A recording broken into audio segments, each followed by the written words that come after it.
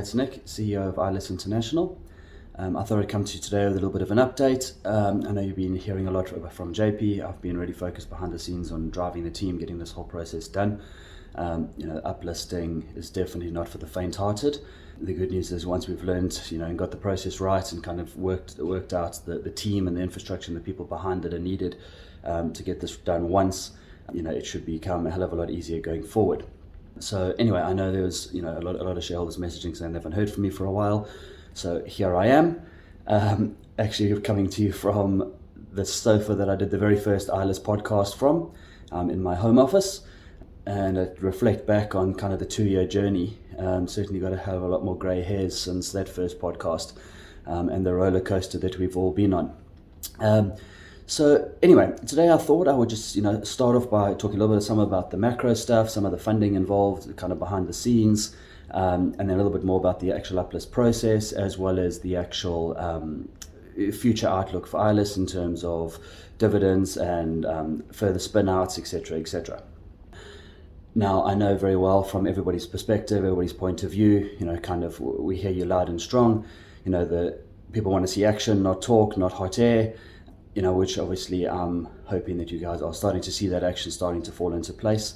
If I refer back to our very, very first shareholder meeting and potentially even some of the earlier podcasts, we spelt out our vision pretty clearly.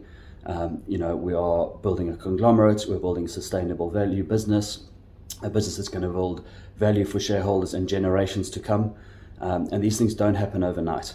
And I know we have this, continual conflicting, let's say, approach, view, noise from the investor pools and shareholder base in general. Typical OTC, being pump and dump type of scenarios, which, is never, and from day one we've been pretty clear on it, we're building a proper business. Long-term sustainable business with real growth, with real shareholder value. And when I say real shareholder value, I mean, going into the dollars, going into the billions of dollars, over the next 5, 10, 20 years, generational wealth. We are not interested in a 65% pump today so everybody can sell and take their profit tomorrow and leave the business behind. We are not just a ticker and a price. We are a real business. Behind our business, there's a lot of hardworking people, hardworking suppliers, customers. The team are absolutely dedicated day and night, sacrificing everything they've got to kind of focus on this mission that we're on. And I know from the same side from you, I'd like to thank you at this point. We're very, very, very grateful for the loyal shareholders that stick by us, through thick and thin, through all the noise, all the smog. We're very, very grateful for that, and we thank you for that. And it's for you that we work on a daily basis, day in and day out. Days and days and days away on planes and hotels and, travel away from our families, focusing on building this business for, a common goal.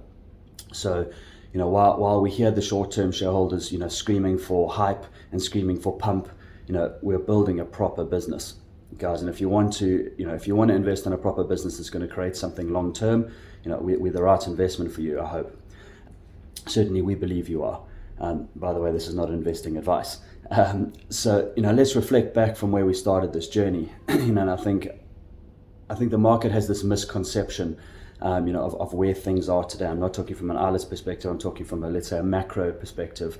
And again, in my opinion. So when we started, we were off the back of, the COVID free money, stimulus package, stimulus check boom, where things went mental.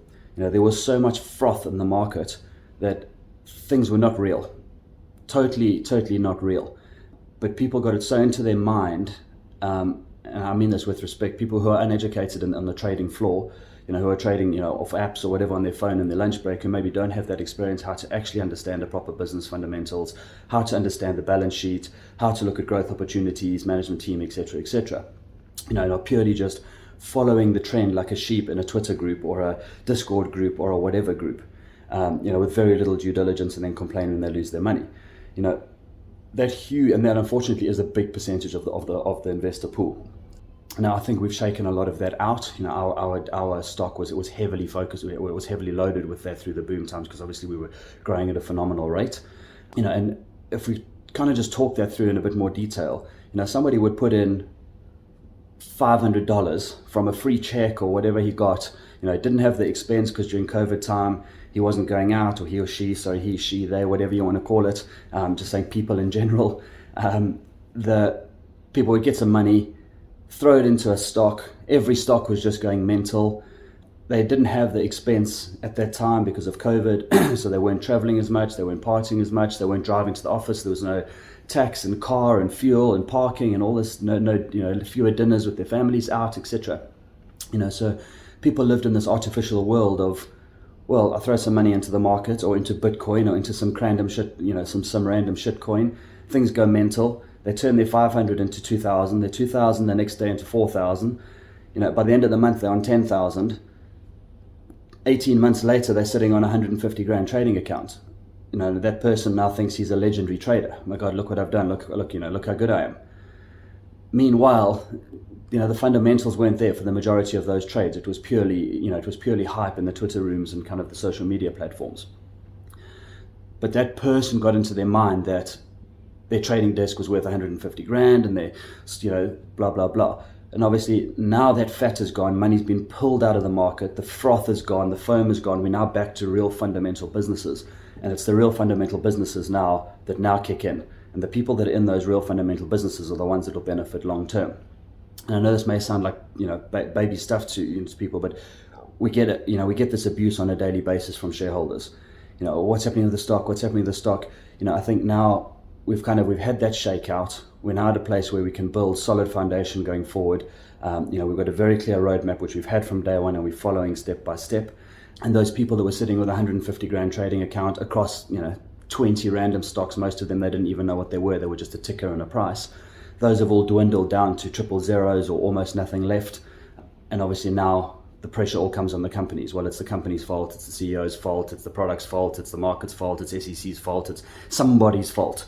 The bottom line is, at the end of the day, real, strong, fundamental companies with solid foundations, solid management team, and a clear strategy, and the ability and the willpower and the determination more than anything to achieve and deliver. It's those companies and those stocks that will grow in the long term. Bull runs come, bear markets come. This is the cycle of life, and that will continue both in the short and medium and long term and forevermore. But if you think back to my last podcast earlier in the year, I said that we were really focusing in on building a sustainable business at the time. We were really focusing in on a strategic approach. We weren't just chasing after as many opportunities as we could. We were really focusing on how the financing behind these deals would work, basically tightening our belt, really focusing on cost control, consolidation, stripping out and becoming as lean as we possibly can, and really focusing on being able to provide a sustainable business for the next chapters, which is exactly what we've done and what we've been doing. So, and I know the market obviously takes this from a negative perspective because they don't hear as much hype, they don't hear an acquisition every month, they're not seeing growth that's shooting the lights out, but at times like this, when it's harder to get access to capital is harder, the market generally is tougher, and we've got a very clear game plan of building these subsidiaries and spinning each one out and creating the shareholder value, ultimately left with a conglomerate holding company, which is holding, hundreds of millions into the billions and, in the future, hopefully, worth of stock holding. And that's exactly what we're doing, and it's exactly what we've done.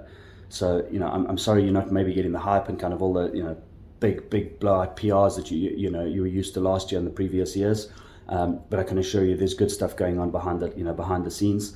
The management team are working ferociously to get this uplist done. And while this uplist is done, parallelly the planning and preparation for the second uplist, the ERT one.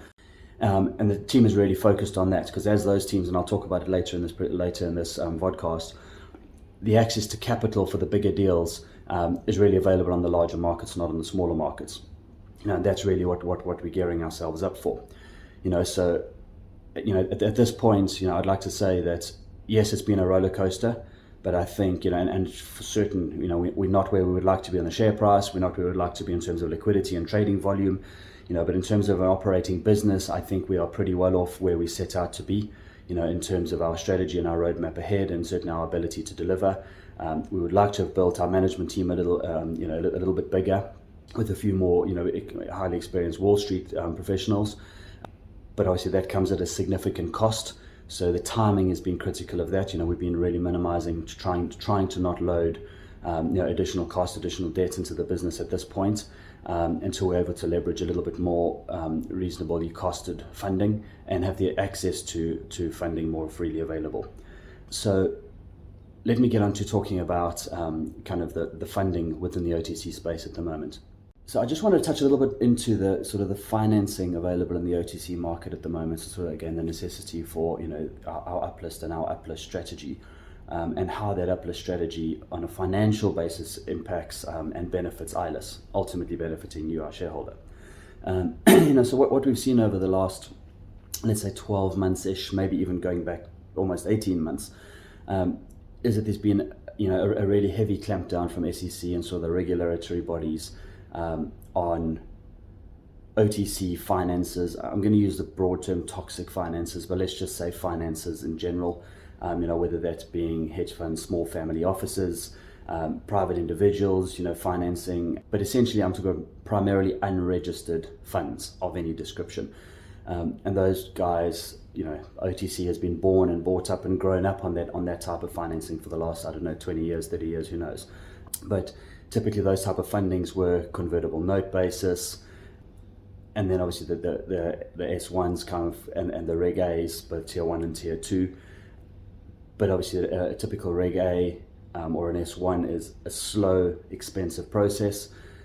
You've got to have auditors, you've got to have attorneys, the amount of management hours that it takes in preparing these things and kind of getting everything ready and put together takes a lot of time, and ultimately it's pretty slow, both in terms of preparations, filing it, and especially if your business is not really well organized and doesn't have strong compliance. The questions and answers come back from SEC can take some time, which obviously stunts people's ability to raise capital, or companies' ability to raise capital in a rush. When a company is looking to grow, has an opportunity come about, they need the capital, sooner rather than later. So hence, being the convertible note was a very common way for people, for companies to raise capital, and that's worked, let's say, relatively well for the growth of, the capital markets in the micro-cap space. However, obviously, like anything in life, people take for granted, and push the boat out too far, and obviously, hence the invention of the toxic note and the death spiral notes, etc., etc. We have the primary example when we first took over ILUS, where obviously we were involved in some of that stuff, which we inherited. However, that is those days. Thank goodness for us, it's gone. We're now in a nice clean financing type of arrangement, and all our toxic stuff is long gone. But obviously that continued in the market around us, and SEC has obviously been clamping down on those type of funders to protect you guys, the shareholders. There's been tons of guys and tons of lenders and companies with, someone with $6,000 notes and getting a gazillion shares, and adding no value back to the business, etc. So those guys have been clamped out, rapidly. You're probably reading about them, in all the other companies you're involved with. So those, that note lending is rapidly drying up. Off the back of that, the guys that have notes, the variable note, which essentially converted at a percentage discount to the share price, were really restricted out quite considerably, again, over the last 18 months, because from the SEC's perspective, or this is my opinion why they've done it, is that the investor didn't take any risk. Therefore, if it was 10 cents a share, they were making a profit. If it was 1 cent a share, they were still making a profit, because it was all percentage based.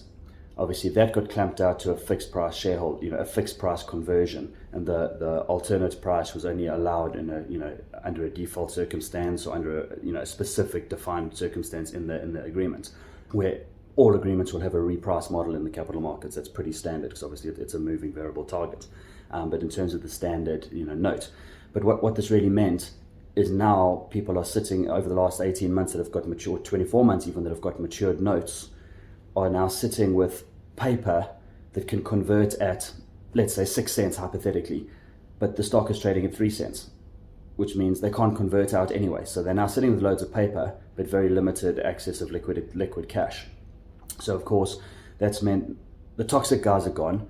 The guys that have got good fixed price convertible notes, good quality notes, are typically not able to convert because they're below the conversion prices on most stocks. I mean, pretty much every, I don't think there's any OTC stock that's doing as well or better than it was 18 months ago.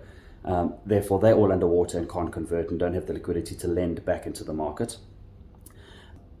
And simultaneously, the liquidity is gone because, if we go back to the first part of this, this podcast, the amateur investor, the amateur trader, whatever you want to call them, that came in, with very little investing experience, opened a Robinhood trading account or whatever, and got going with $500 of free money, blew it up, didn't follow fundamentals, purely followed hype. Inevitably, they're always going to lose their money. I mean, it's like going to a casino if that's how you're betting. You're literally betting. You're not investing, you're betting.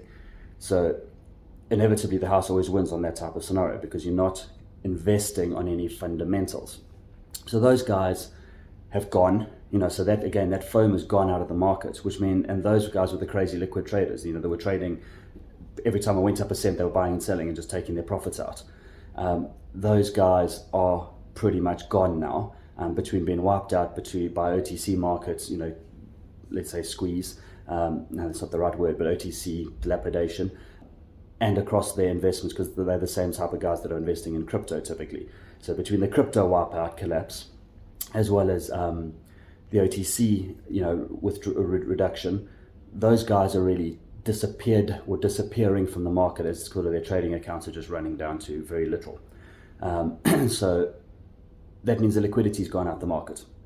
So for the funders, for the small family office, hedge fund, lender, between having paper that's underwater that they can't convert out because it's below the share price, or just physically not having the liquidity to trade out, that even if they did convert and could convert, or agreed a reprice with the company to reprice and be able to get the stock, it would still take them such a long time to trade out, to get their money back, let alone reinvest. It means investment in the OTC in general has dried up, right across the board.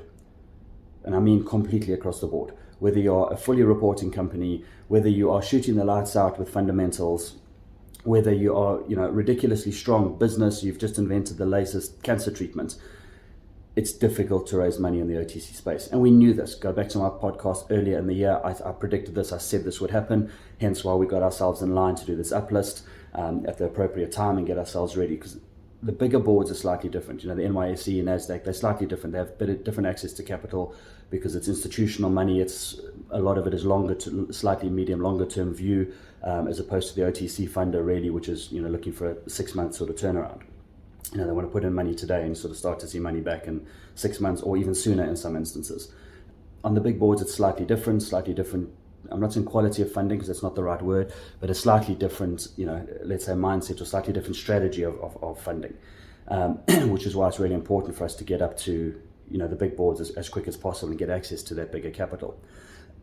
So that said, I know Brett Rossen gets a hell of a lot of stick from our shareholders and from across the board, all the companies involved. I can't speak about the other companies he's involved with. It's none of my business. But I kind of want to just touch on it on our side, because us, including you guys as shareholders, we should be grateful for Brett right now. He's one of the few funders that is financing in the OTC space, and continuing to finance in the OTC space and continuing to take risk in that space. And I know no shareholder, and bear in mind I'm a shareholder as well, right? No shareholder ever wants to give away tons of stock or any stock. No shareholder ever wants to see dilution, me included. However, what we all need to bear in mind is that for these lenders, money is their product. That is what they sell, money. So they need to be able to sell and buy more product and get more product and sell that product over and over again. And the companies need that product, i.e. we need money. So, that cycle has to go on. So although people don't like it when, Brett does a conversion and gets stock, not once ever to date since he started with us has he ever taken stock and not provided capital back to the company. Not necessarily immediately, but within a few weeks or a month or two. Most of the time he puts the money in long prior to any conversion. So never ever have I taken a call from Brett saying, Nick, can I please convert some stock? Never, not once, not one single time. It's always been the other way around, saying, Brett, we've got this debt, that's coming up due, or is due, it's overdue, whatever. We need some capital. How about you provide us some more capital, and we allow you to convert one of your notes, and we kind of negotiate around those terms. So, on that basis, we should be very grateful that Brett has continued to finance us. His capital that he's put into both this business and into QIND is substantial. It's probably more than the majority of OTC companies have seen. And not one bit of it is toxic, not one bit of it is aggressive, and not one bit of it has come without added value or added benefit to the shareholders and to the company. It's allowed us to grow considerably. So I get pretty annoyed when I see kind of the continual, or I hear back from the marketing team, the continual feedback and kind of abuse of Brett. Yes, we all get frustrated. Yes, none of us like to see, and yes, when we have those conversations, okay, you need some more stock. It's a depressing thought, but at the end of the day, it brings the light at the end of the tunnel, and it allows us to deliver our goal. What we need to think, and I urge you all to think this: we are not thinking like an OTC company. We're not thinking of a 5 or 10 million. We're thinking 5 or 10 years out into the billions of revenue, balance sheet, access to capital. We kind of were very clear from day one. We kind of spelt out that our vision as ILUS was ready to go and to become a conglomerate, something like a mini Berkshire Hathaway over the years to come. So taking in some short-term debt, issuing some short-term stock to gain. If you look what we gained, we started from basically from zero to well over hundreds of millions of revenue now, and about to uplist a business which is going to add hundreds of millions of dollars onto our balance sheet. We can't really bleat and cry like babies over a $5 or $10 million worth of equity that a person has put in and not demanded back and been extremely patient with us. So on that basis, I'm not going to go on any more about it because I'm very grateful for the funding and thanks to RB Capital for the support on that basis. I know how you guys feel. And I understand how you feel. I sympathize with how you feel. Seeing someone get stock and sell stock. But I would also urge you just to kind of do the mathematics on your basis, in your own time. So, if you had, let's say, 50 million shares, and you sell 50 million shares based on our current liquidity, and our liquidity is not bad, right? So our liquidity, somewhere between 2 and 5 million shares a day. It's not the 10 and 20 million shares we used to trade because, as I said earlier in this podcast, the market's not there. The physical demand is not just there. That's not our stock, it's across the board. So if you work out, a typical, a guy that, or a person that is a fund that is caring about the business and the longevity of the business, which again, RB Capital does. They've got a huge amount of exposure to our business and they get paid, they will get their capital back out of uplists in the future, which I'll talk a little bit more, in a while. So it's in their interest to kind of get us through the uplist process and get us onto the big boards. There's going to be very little OTC companies that remain on OTC that can pay back 10 or 20 million worth of debt. In fact, I don't really see any OTC company that generates that type of cash flow to be able to do that. Ours was always a very clear strategy. Our not exit, but our next phase was always to get onto the big boards. OTC was a stepping stone for us, which is what I believe it was designed for and what it should still be, and it is a very good place for that. I'd still highly recommend the OTC for a short-term stepping stone. But let me come back to the point I was making. If you look at our trading volume, a typical trader that would care about our business that's holding a big volume of stock would usually sell somewhere between 8 and 12% on a daily basis. So that might be up to 100, let's say 200,000 shares, maybe 300,000 shares, something like that on a daily basis. Gradually massaged and bled into the market without any, catastrophic effect on the sales, on the stock price. Well, if you work out, let's say 300,000 shares a day at 2.5 cents, whatever, you're still talking of small money. 6 to 8 grand a day worth of cash back. Times that by 22 trading days in a month on average, you look at how much cash the investor is getting back, i.e. RB Capital, versus how much cash he's putting back into the business. So typically we're obviously refinancing that Discover note, which we've paid down 3 payments, so we're glad to say we've got 2 payments left, and then Discover's out of our way. And I know those are not paid, they're paid off to Discover, which releases the senior secured position, and ultimately we just know we've swapped that debt out to RB. But they're long-term 2-year notes, which Brett wants us to pay back in future from the uplists. So they're not, we basically moved it from a relatively aggressive financing to a very calm financing that, we'll take care of once the uplists are done and we can leverage our balance sheet in a much better, stronger way. But if you look at that, putting say 400 to 500 grand a month back into the business under new financing, versus what an investor would take out from selling 300,000 shares a day. You will see it's negative every time for the investor. So put yourself in the investor's shoes. If you were trading on a daily basis, on a negative basis, and knowing you're going to continue to trade on a negative basis for the short, medium term, how would you handle that? You would probably pull out of the market, like the majority of the lenders. Yet Brett is still there on a daily basis, supporting us and a number of other companies and helping them to grow. Because Brett's vision is also medium, long term. It's not, believe me, Brett is not going to get rich on selling 53 million shares. That I can promise you for free at 2 cents, even at 6 cents. He believes in our long-term vision of building this business, creating the subsidiaries, growing the subsidiaries, spinning those subsidiaries out onto the big boards, and creating ILUS with a massive balance sheet, a massive, massive balance sheet that we can then raise such strong funding against, or even create small liquidity positions where we can dispose of small amounts of stock and pay back all our debt, which I'll talk about in a little while, because it's very, very important. It's kind of a part of our big term strategy. So I kind of want you to chat, sort of summarize and encapsulate that OTC funding space. And that's part of why you're not seeing, and I know you guys want to see it, but you're not seeing a ridiculous amount of growth and acquisitions being done from us or from any other OTC company, because the access to capital is not there. Acquiring a company is one thing. You buy it with stock, you can buy it with part stock, part cash, you can leverage finance it, take out some inventory finance against their receivables. There's a cocktail of funding you can make to try and force a deal through. However, if you don't have access to working capital after the deal, or even to execute the deal, and you don't have a longer term plan, you start to suffer. Refer back to my earlier podcast, 6 months ago, I was saying we're really focusing on strategic planning and kind of a real strategic, sustainable growth plan. And that's what we've been doing. And that's exactly what we have been doing and will continue to do.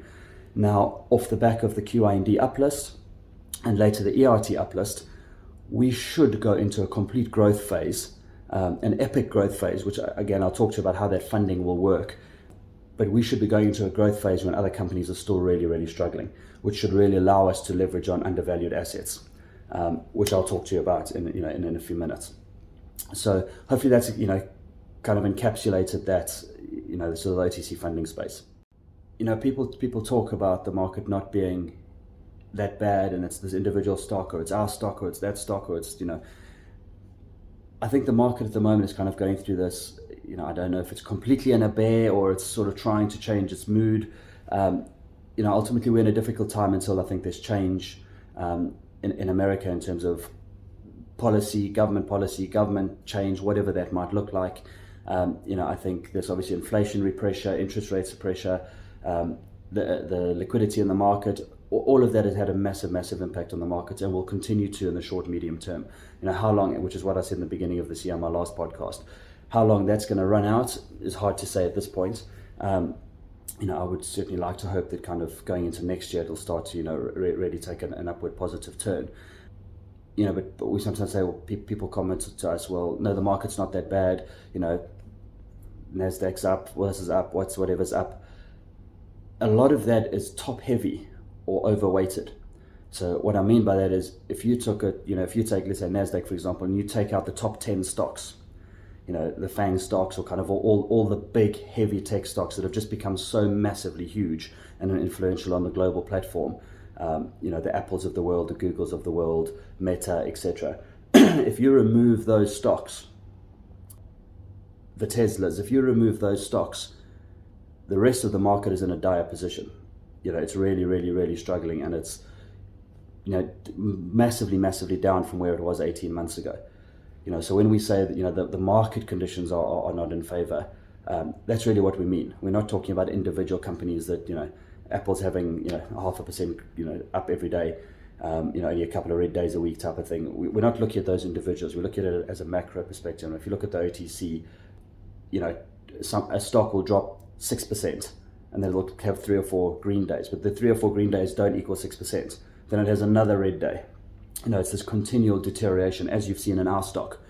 That is not necessarily a reflection of any of the companies, the management, the ability of the companies. Across the OTC, I'm talking a broad spectrum. I'm not particularly talking about ILUS now. So those, as we feel the continual aggression and frustration and anger and sadness or whatever, disappointment, whatever you call it, from the shareholders' investor base, I would urge you to kind of look at the broader term, if you can show me, a range of your stocks that are up, dinner's on me. In general, it's a gradual deterioration, and that is a normal cycle for the stock market. It's the froth getting washed out. Maybe there's going to be another interest rates increase, who knows. Hopefully things will start to get, held by the reins a little bit tighter, and hopefully through the course of next year we'll start to see things come out the other way. But ultimately, as I've said 1,000 times before, good, strong, fundamental businesses with a solid game plan and access to real capital thrive and flourish in those opportunities, because they're able to pick up really undervalued assets. It becomes a period of consolidation where the weaker companies can't survive, and they get consolidated and merged into the bigger companies. And there's kind of usually a whole new era of large companies evolve out of the back of, I use the word recession, but I really mean kind of, let's say a tougher time. We feel that we've got ourselves into that position that we will be able to be one of the ones who will be able to swallow up the weak and vulnerable. And I mean that with respect to them, and make bigger, stronger companies out of them, and really be ready for the next bull run, which will happen. I know when you guys go to bed at night and you look at your trading accounts and you're getting ping messages from your broker saying you're down and you've got a position to cover, whatever the case might be, rest assured it comes back. The market always comes back for the good stocks. So the only question you need to ask yourself at night when you go to bed is, am I in the right stocks? Am I investing in companies that have good, strong fundamentals, that have a good vision, that have a good demand, that's not just some artificial hype of an immediate wokeism, I don't know, some bamboo straw or some random thing that, it maybe has a short-term life.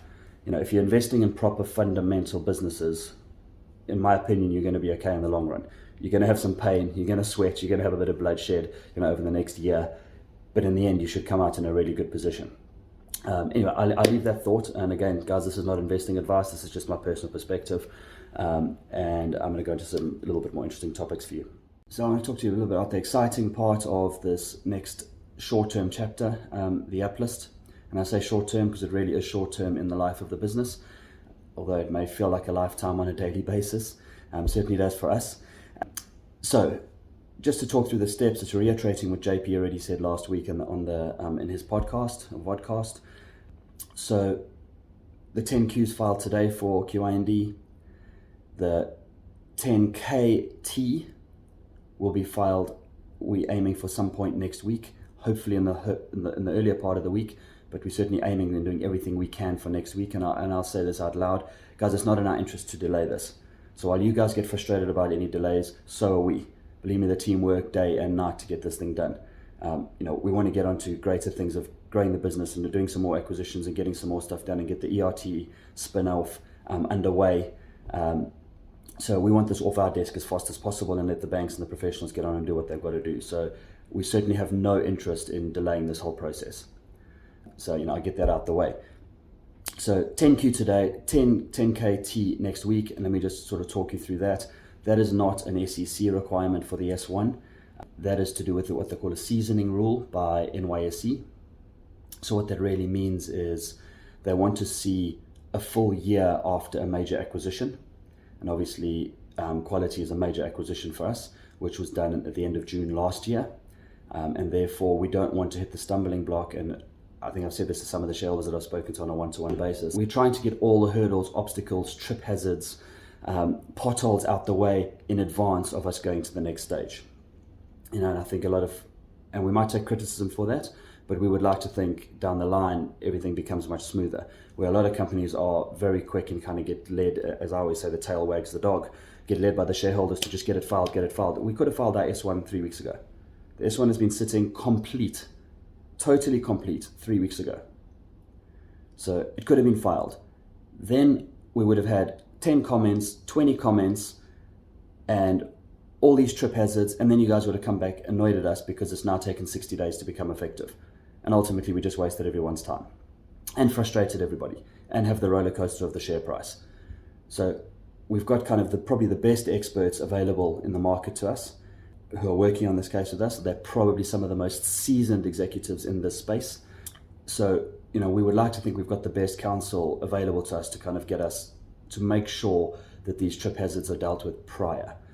We are seeing that the SEC is dealing with a lot of the S1s are coming out with no comments. which is obviously a big part of our goal, to get this thing through as quick as possible. And therefore, please be patient with us with a few days here and there, because it will save weeks later. So the 10KT, we know, is a seasoning rule by NYSE, where it requires us to have a full year's audited financials after a major acquisition, a material fundamental acquisition, which is what's happened. So if we had filed our S1 2 weeks ago without changing the financial year end, it's highly likely S1 would have been approved, because it's not an SEC requirement. It would have gone through the NYSE and they would have spat it out and said, you need to file a full year's accounts, come back in June. June's already passed, but our financial year end was December, right? So we decided to change our financial year end at this point in advance, get that done. So it meant we had to audit an extra quarter, which has been done, complete, but obviously that added a week or two to our timeline. So that's been done. S1 is updated, so we have to file another 10KT, which is sort of an extra quarter onto the previous 10K. That should be filed next week, hopefully. And then the S1 will be filed shortly thereafter. So as I said, the S1 was completed 3 weeks ago. So there's obviously some updates that have to be done, some small amendments here and there because of the 10KT and the change of financial year end, some slightly change to the consolidated numbers in terms of the timing. But ultimately, the backbone of it is done and ready to go. So as I said earlier, it's not in our interest to delay this. We want this thing done as quick as possible, but we also want it done as quick as possible, and a green light and a green flag, and get told go. So after the 10KT next week, hopefully, then we'll have the S1 very, very shortly after, and then we kind of go through this period of SEC. Parallelly and simultaneously, we go through the NYSE application, and then once we are cleared of all comments, which we're not saying ours is going to be, but we hopefully, we can get that done within 30 days. A lot of the S1s that are well prepared and well done by the major law firms like ours are going through that sort of time period. Ours is actually not a complicated S1. We're not reliant on patents, we're not reliant on medical trials, we're not reliant on 100 different risks. We're actually a relatively resilient business with a huge order book, proven business, proven customers, so we're actually, I'd like to say, least risky than the majority of the businesses that go through these process. So we're hoping our S1, being well prepared, won't, have any stumbling blocks, so we get no comments quickly. Can't promise, but that's our aim. Once it's got no comments, we quickly wrap around our roadshow. There's about 200 investors. They group together by the investment bank. Roadshows these days are all electronic, so we basically whip through the roadshows in a few days to a week/week and a half-ish. And as I said, they group together. It's not 200 individual calls. And then basically we're good to go after an effective data set and, whatever the numbers might be for regarding the reverse, which we're hoping is going to be as least as possible. Again, not in our interest to do a big reverse, right? The least reverse we want, the better. And then we're good to go. Now, we're obviously hoping, again, in my opinion, not investing advice, we're hoping that as we sort of come up to that period, as the S1 comments are cleared, that we should start to see, some strong volume and some strong buying into QIND, as well as into ILUS, because obviously the ILUS shareholders get a benefit out of it, and at a certain date, on a certain point, will be sort of the cutoff that shareholders at that point, shareholders of record at that point, will then gain, some dividend shares. And obviously we also have the lockups and other things around ILUS, which we'll talk to you about closer to the time. I know you've heard that 1,000 times, but these things are really fundamental, that they're done at the right time, not upset the apple cart, not, cart before the horse, and we kind of make mistakes and we say things we can't deliver on. So that's really where we are in terms of the uplist timing. Now, that's really important the uplist is really important for a number of reasons. It's not about whoopee, we're on NYSE, we've got a big board company, the stock's trading at $4, $8, $10, whatever the price might be, which we've seen some relatively successful ones recently. If we look at the fundamentals, we are considerably undervalued. So one would think, reverse or no reverse, you would think that once it goes up to NYSE, the institutions who are much more analytical in their approach would see that we've got a several $100 million order book, major clients, big oil firms, big blue chips, including American, British, and European oil firms. We would think that that uptake and that gap in between the current value and the real value would be swallowed up relatively quickly. Again, this is not investment advice. This is our opinion, or my opinion anyway. So, but it's not about that. What it's really about is, if you think back to the ILUS, our plan of building a conglomerate. Conglomerates need money to grow. We acquire, we merge, we consolidate, we organically grow, we cross-pollinate, and we grow the subsidiaries huge. The bigger we can grow them, the faster we can grow them, the quicker we can spin them out. and at some point in the near future, ILUS on its own will be strong enough to uplist on its own, where by that point it is holding a whole bunch of big board stock in real value. I'm talking hundreds of millions, hopefully even billions in the medium term, medium long term. Therefore, what this really means is our access to institutional funds in the subsidiaries becomes strong, which means, so we uplist QIND. QIND, yes, it takes on 7 million, which will be an underwritten offering after the comments and after S1 becomes effective. That underwritten offering is guaranteed at 7 million by the investment bank at that point. I underline that at that point. But the noises are all going in the right direction, and we're pretty confident in that. But once we are on the big board and the stock is trading relatively well, which we hope it will, and we're trading at, whether it's $4, $6, $10, irrelevant at this point, we're able to raise a blend or a cocktail of funding much easier in the big boards. So whether that be a combination of debt finance, trade finance, straight up equity offering, convertibles, because in the big boards they're doing good quality convertibles with non-toxic terms. Those terms are available in the big market much more freely and much betterly available than they are in the OTC space. So, we've heard a lot of people thinking, oh my God, you're going to do the 7 million, you're going to take a massive dilution, then you're going to do another offering. And yes, of course, there's going to be ongoing offerings. Nobody goes into the public market for fun. We go into the public market to raise capital to add shareholder value, to grow the business. And for every dollar we borrow or take on of dilution, we should be adding several dollars to the shareholder value. Maybe not immediately, but over time. And that's obviously up to you guys whether you believe in the management team and the strategy of the business. But that cocktail of funding and the blended funding becomes seriously important, because after we've done the initial offering, within a day or a week or a month, being on the big boards with good liquidity and a good share price, we will be able to now have access to this blended funding, which will allow QIND to grow at a ridiculous pace. It's got hundreds of millions of dollars of physical orders in the books. It's got billions of dollars in the pipeline. Obviously, the pipeline is huge and doesn't all funnel through to orders, right? And it takes some time. But with more access to capital, we'll be able to grow that much, much quicker. As we've spoken of before, there's potential of 2 other acquisitions to come back into the fold after the acquisition, after we uplist, after that's all done. So we've said it before, we're hoping to grow that business, QIND, we're looking to grow that to billions in the medium term, not long term. I'm not talking 5 years out, I'm talking 2-3 years out, by a combination of our current strategy, by acquiring, consolidating, and growing. So now what does that mean? So QIND is straightforward, right? We uplist, we're able to raise capital within the company, and able to take on those, grow that pipeline and grow the order book and continue to deliver. And that's not all on an offering or a registered offering or an equity basis. It's a blend, right? And that's important to understand. In the OTC, it's very difficult to get blended financing.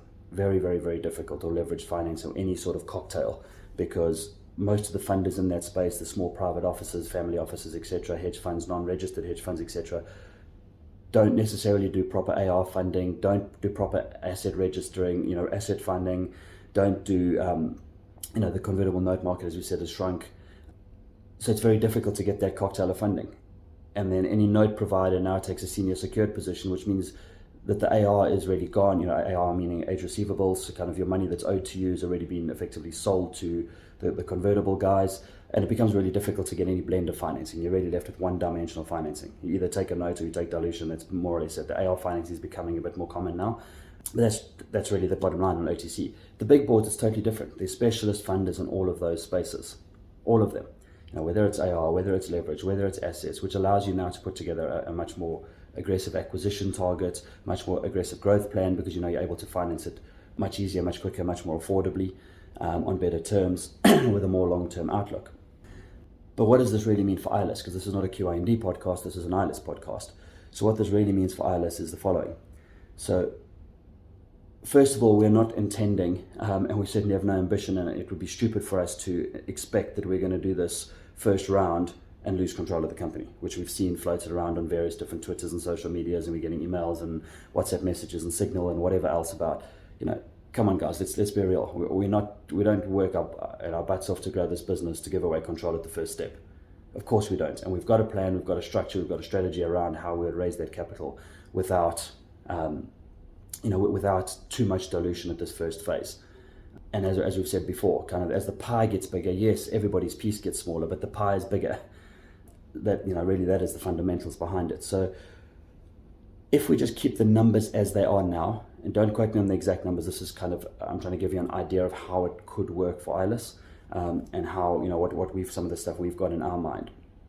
So let's just say ILUS owns, and I'll kind of ignore the reverse part or split part of it, just looking at high numbers. So ILUS has 77 million shares, which are relatively or totally illiquid on the OTC market. However, on the big board, they have a real value. Those shares are worth a real price. Banks will lend against it, or some banks, boutique banks, will lend against it and collateralize it.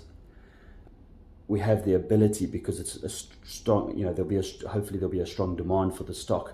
So from an ILUS's perspective, if we wanted to, and I'm not saying we're going to, don't quote this, but if we wanted to, let's say hypothetically, let's say, the shares were, I don't know, $4 a share, we wouldn't have 77 million, so obviously there'll be some type of reverse.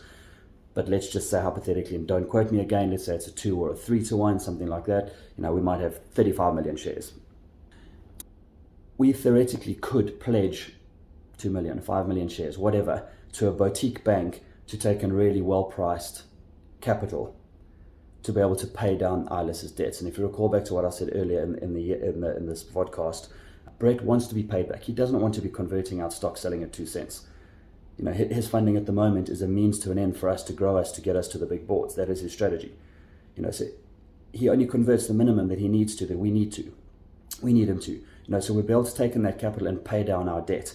So the swapping of our debt from Discover to RB and, parking it back a year or two on a new note is good for us, because that means once we up, we've got access to a different range of capital to be able to pay down those notes. And Brett's finance is not expensive. It's 6% capital. It's very, very, very affordable money. And we know he's not going to convert from under our feet, which means as we get stronger and stronger on the big boards, the ILUS stock on QIND becomes more valuable. Both from a lending perspective, we can collateralize it if we really wanted to and we needed to. ILUS had a massive opportunity that it wanted to take up. We could potentially liquidate 1 million shares or a small amount of shares, and if it's $4 a share or $8 a share, $12 a share, who knows? It's a real amount of money. 1 million shares at $8 a share, it's a serious amount of money in ILUS terms on an OTC company.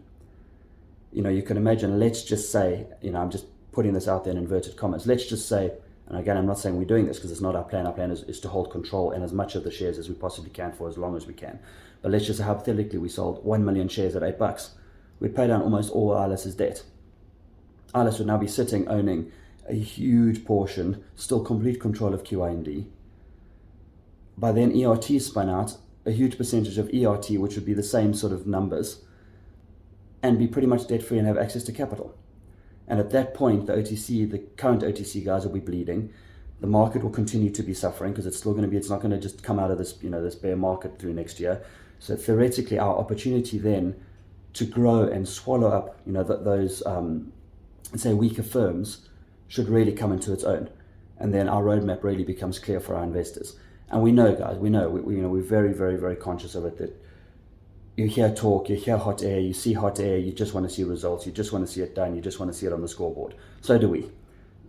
And believe me, when JP's waking up at 3 o'clock in the morning, that's all he's imagining, is getting this bloody thing done. When I'm waking up at 4 o'clock in the morning, that's all we're imagining, is getting this bloody thing done as quick as we can.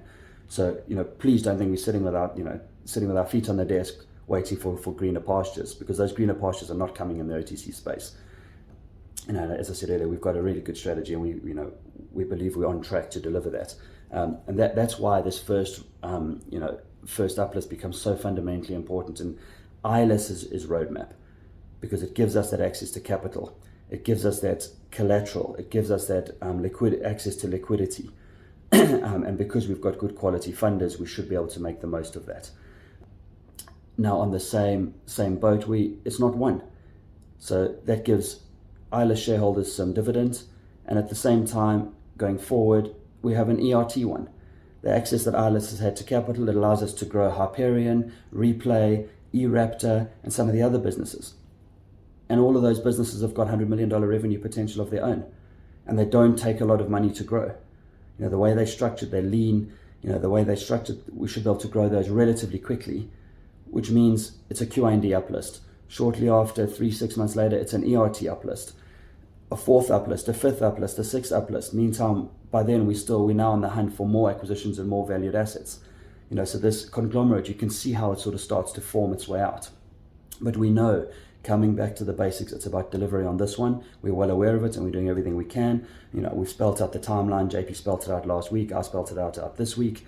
It's now short term. We're now no longer talking medium term. We're now on the short term. It's now on the immediate horizon. So I will move on from that topic. Hopefully that's given you a good picture of where we are. The lockups will be discussed closer to the time. The dividend for the shareholders of ILUS, shareholders of record at the time, will also be explore sort of, let's say, discussed it and kind of extrapolated in a little bit more detail for shareholders in the coming weeks, kind of as we come into that uplist. So there we are, guys. I will wrap up that topic now and move on to some more interesting topics. So obviously you've seen it PR'd, we've put it out in a PR, we've discussed it in various podcasts going back 18 months again. Our vision is not reactive, and I think part of this, partly it annoys some of the shareholders because we don't react to to the hype or to the demand for information. We have a very, very clear vision, very clear roadmap, and we're delivering on that, and we'll continue to deliver on that, and JP and I will sit with our foot up everybody's arse until that gets delivered, and we do not stop. Losing is not something, I've said it 100 times on my podcast, losing is not something I take lightly. It's not something I enjoy, except I'm a pretty bad loser, and I'm pretty blatant about saying that. I play to win, and I play to win at all costs. That is just the way I'm wired, and luckily, that is the way JP is wired as well. And most of our board, including Carsten and Louise and Murti, we all wired the same way, which is why we're driving this company forward in such a successful way. And I know it doesn't feel like that. You guys have a different scoreboard to us. You look at this, you look at the share price, and you look at your trading account, and you go, oh my God, it's doing horrendous. And as I've said, it's about fundamentals of a business that's growing and kind of got a long-term plan, and we'll continue to strive to deliver on that. We will not let the tail wag the dog, and I mean that with respect to you. So just because the shareholders call for some crazy hype or some instant demand on something, if it's not part of our roadmap, we're not going to divert from our parallel tram lines. We're very clear on that. We have open eyes and kind of a broad peripheral vision on opportunities that may present themselves for shareholders, and we make ourselves available for those opportunities. But that said, we've got a very clear roadmap. And if it doesn't fit in our strategy, as good as it might seem, we're not really interested right now. Things may change when we have a broader access to capital. We've got a much stronger balance sheet and a much kind of bigger base and more bandwidth as a management team. If the market would continue as it was 2 years ago, we'd probably have another 4 or 5 bodies, maybe even 6 or 7 bodies on our core management team. But the level of management that we need are expensive, highly experienced, highly skilled, share the same vision, not easy to find and not cheap.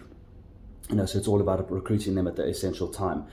And I know we've spoken about recruiting for CFOs and COOs and kind of for the particular companies. How we kind of play that out is, as each company gets uplisted, it really needs seasoned experts in that particular industry. And I think hopefully your shareholders will take some reassurance in this.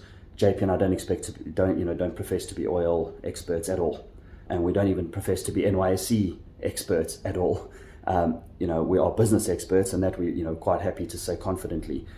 And quite, we like to say confidently good at achieving and doing what we need to do and breaking down walls and not taking no for an answer till we get to our goal. But on that basis, we're very conscious that as that uplist happens, concurrently with the uplist and sequentially after the uplist, we need to have seasoned Wall Street professionals on the board. We need to have a CEO in place who's got oil experience. We need to have a CFO who has COO who have oil experience, Wall Street experience, big market experience, who can now take that business from a few $100 million market cap up to $1 billion over the next 5 to 10 years. We're now no longer playing with the goldfish in the small pond. We're now wanting to go into the ocean and kind of swim with the whales, and for that we need the experts. We know that, we're well aware of that, and we intend to do that. We're recruiting, we're hiring, we're interviewing, we're finding the right people for the right money, and importantly hiring them at the right time. We don't want to load the companies with those massive costs right now which they can't afford. So it's all about timing on that. So coming back to my point on this particular section of the vodcast is about the ERT uplist on its own and kind of our immediate steps. Now, we've got a bunch of companies that are able to be uplisted or have the potential to be uplisted over the next 12, 24 months, that being eRaptor, which can grow globally into hundreds of millions of dollars on its own. Obviously, it's a non-event right now in terms of its scale and size and ability. But as we have more access to capital, we're able to grow that quickly. The technology is fundamental. The product is great. The Serbian relationship with the government is going great. So on that basis, eRaptor has potential. Replay on its own has potential, which I'll talk to you about on another podcast another day. We really focus on what we're doing. We kind of don't want to detract to what we're doing and distract the market just purely for the hype, because we just get shot down from everybody else. Let us deliver on this. Let us get this flag on the ground. Let us get on the big board. We're talking weeks now, not months, hopefully.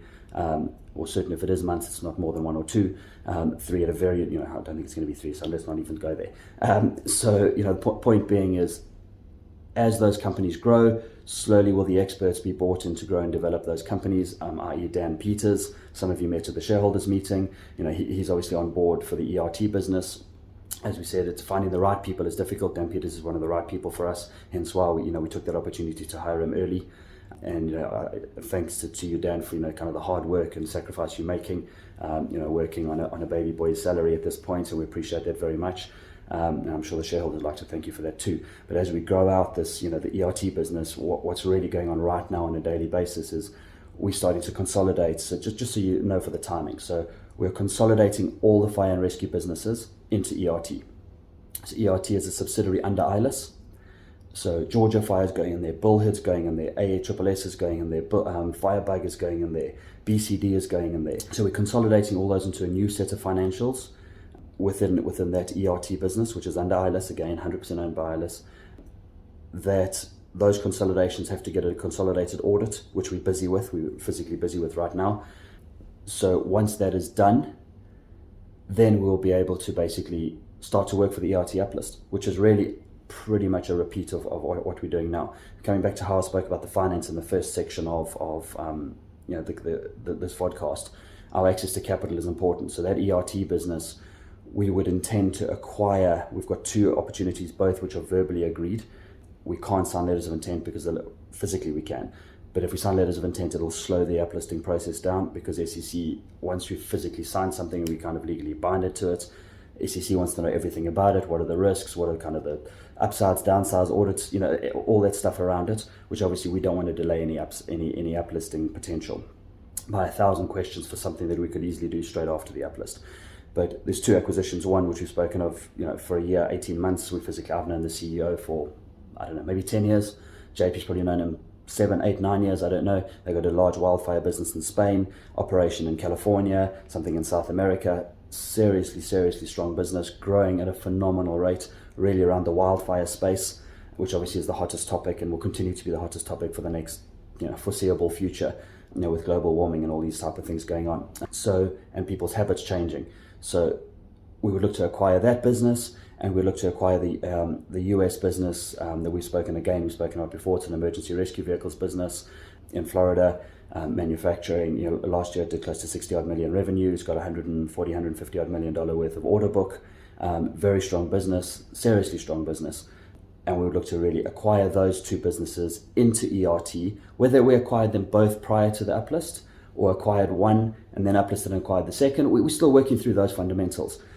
But those 2 businesses with our current offering would give ERT a substantial revenue, substantial balance sheet, and would allow us to spin that business up to, onto NYSE pretty quickly. In terms of the timeline, because I know that's all you guys are interested in, kind of the dividend that you guys will get at the end of the day, they're pretty much running parallel with what we're doing with QIND at the moment. So the team are consolidating financials, getting all that stuff ready, so that we could move into an S1 pretty quickly on an ERT position after the QIND is done. So our vision really is QIND, flag in the ground, NYSE up, done, new board, and some senior execs onto the QIND board, let QIND run. ILUS organizes some refinance out of off their collateral. ILUS then is able to refinance its debt pool and also kind of strengthen all the operating subsidiaries with working capital so it can drive itself forward.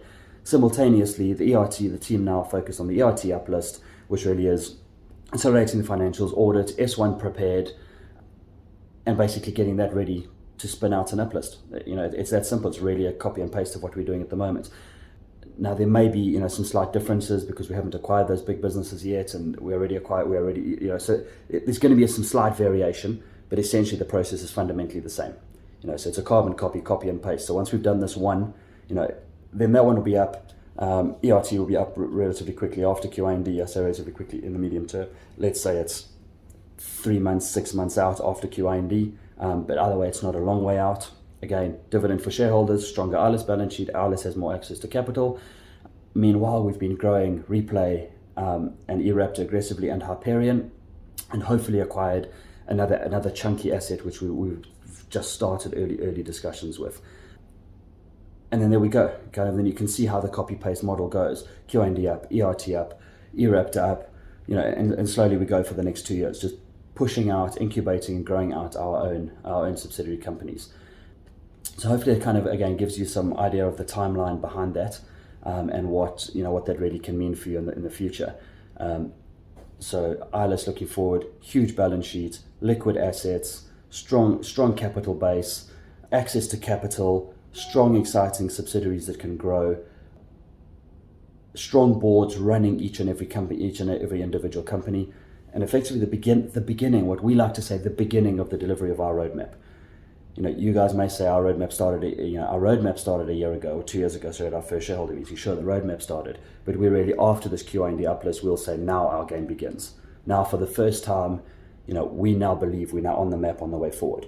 All this pre-time, we've basically been building foundations, laying out the steps, laying out what needs to be done, and getting ourselves ready for the big time and the big lights, which is really where we've got to. So, I'm going to leave it on that. Sorry, I know it's a super long podcast. I hope it was useful. I hope you found some interesting stuff from it. And I thank you for your support. I thank you for your loyalty through these tough times. I know the market is pretty horrendous. I assure you our business is in good condition, good shape, and we're really geared up for growth.